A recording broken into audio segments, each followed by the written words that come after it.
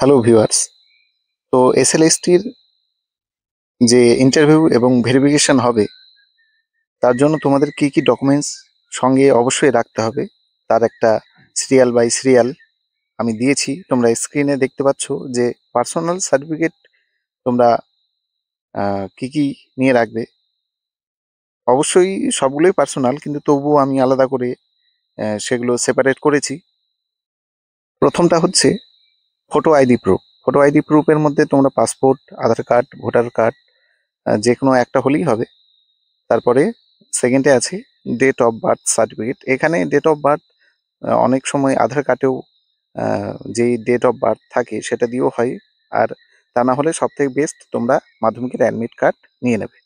ঠিক আছে? তো মাধ্যমিকের অ্যাডমিট কার্ড হলে, আর যদি তোমাদের সার্টিফিকেট থাকে তাহলে তো সেটা অবশ্যই ডেট অফ বার্থের সার্টিফিকেট থাকলে খুব ভালো।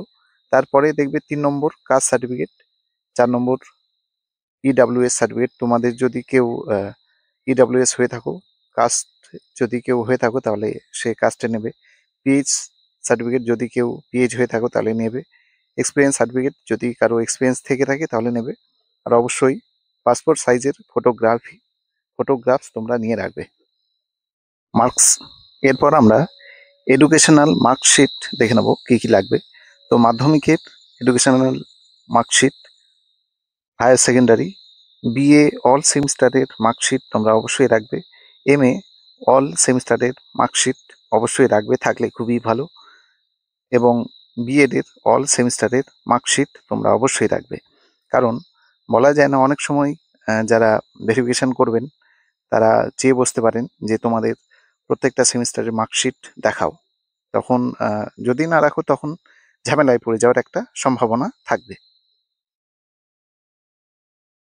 এখন দেখে নেবো কি কি সার্টিফিকেট তোমাদের রাখতে হবে। এডুকেশনাল সার্টিফিকেট, তো মাধ্যমিকের, higher secondary, BA certificate, MA certificate, BEd certificate. এখানে অল সার্টিফিকেট দিয়ে আছে, এটা ভুল করে, কিন্তু বিএ সার্টিফিকেট তো একটাই হবে। তো সার্টিফিকেট তোমরা রাখবে, বিএ সার্টিফিকেট, এম এর সার্টিফিকেট এবং বিএড এর সার্টিফিকেট।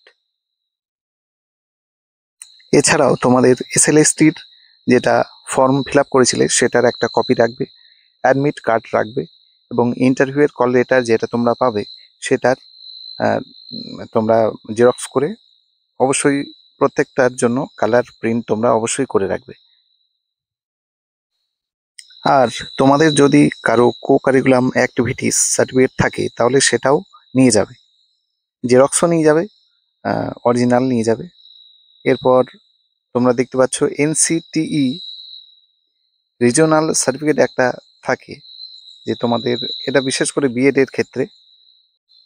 তো তোমরা এই সার্টিফিকেটগুলো অবশ্যই রাখবে এবং প্রত্যেকটার জেরক্স করে নেবে।